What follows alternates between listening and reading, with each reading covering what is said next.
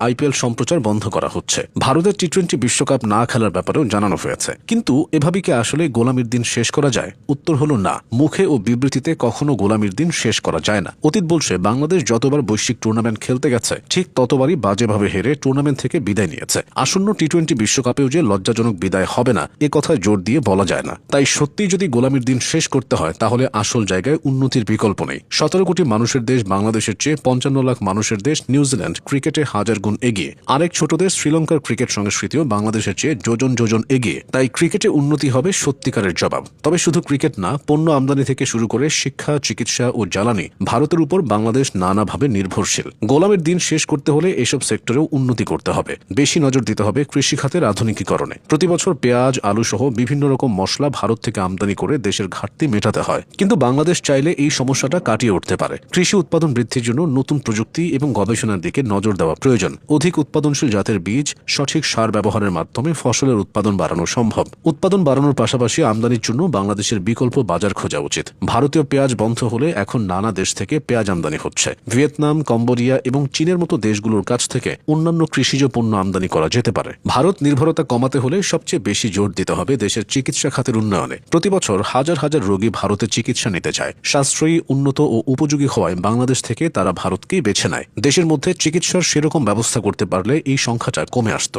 বাংলাদেশের স্বাস্থ্য খাতে উন্নতির জন্য প্রয়োজনীয় হল স্থানীয়ভাবে চিকিৎসা সরঞ্জাম ও সুযোগ সুবিধা বৃদ্ধি। সরকারি ও বেসরকারি প্রতিষ্ঠানগুলোকে গবেষণায় বিনিয়োগ করতে হবে যাতে দেশীয় চিকিৎসা উন্নয়ন কার্যক্রম বৃদ্ধি পায়। চিকিৎসার জন্য ভারতের পাশাপাশি বিকল্প দেশ খোঁজাও একটা সমাধান হতে পারে। বর্তমানে ভারত তাদের ভিসা একেবারেই সীমিত করে ফেলছে। এই সুযোগটা কাজে লাগাতে চাইছে চীন সহ অন্যান্য দেশ। চীনেও চিকিৎসা ব্যবস্থা উন্নত ও সাশ্রয়ী। এছাড়া চিকিৎসার জন্য বাংলাদেশিদের ভারত যাত্রায় ভাগ বসাতে পারে মালয়েশিয়া, থাইল্যান্ডের মতো দেশগুলো। ভারত নির্ভরতা কমাতে হলে জ্বালানি খাতেও নজর দিতে হবে। হাসিনার দীর্ঘ আমলে বিদ্যুৎ ও জ্বালানি খাতে যে ভারত নির্ভরতা তৈরি হয়েছে সেটা বাংলাদেশের জন্য ছিল জনস্বার্থ বিরোধী। এদিকে ভারতীয় কোম্পানি ওএনজিসি অগভীর সমুদ্র ব্লকে 10 বছর ধরে কাজ করছে। নিউক্লিয়ার প্রকল্পেও ভারত যুক্ত রয়েছে। এছাড়া রামপাল বিদ্যুৎ কেন্দ্র ও রিলায়েন্স এলএনজি ভিত্তিক মেঘনাঘাট বিদ্যুৎ কেন্দ্রে রয়েছে ভারতীয় কোম্পানি এনটিপিসি ও রিলায়েন্সের বিনিয়োগ। এসব নির্ভরতা কমাতে চাইলে জ্বালানি খাতেও বিপুল উন্নতির প্রয়োজন রয়েছে। জ্বালানি উৎপাদনে স্বয়ংসম্পূর্ণতা অর্জন করতে পারলে দেশীয় শিল্পের বিকাশ এবং বৈদেশিক জ্বালানির উপর নির্ভরতা কমানো সম্ভব। এ খাতে ভারত নির্ভরতা কমাতে হলে মধ্যপ্রাচ্যের দিকেও নজর রাখতে হবে, যা বিকল্প হাতে থাকে। ভারত নির্ভরতা কমাতে হলে তথ্য প্রযুক্তি তথা আইটি সেক্টরের ব্যাপক উন্নয়ন দরকার। বর্তমান বিশ্বে তথ্য প্রযুক্তি খাত একটি দ্রুত বর্ধনশীল খাত। বাংলাদেশের সফটওয়্যার ও প্রযুক্তি সেবা খাতে শক্তিশালী অবস্থান গড়ে তোলার জন্য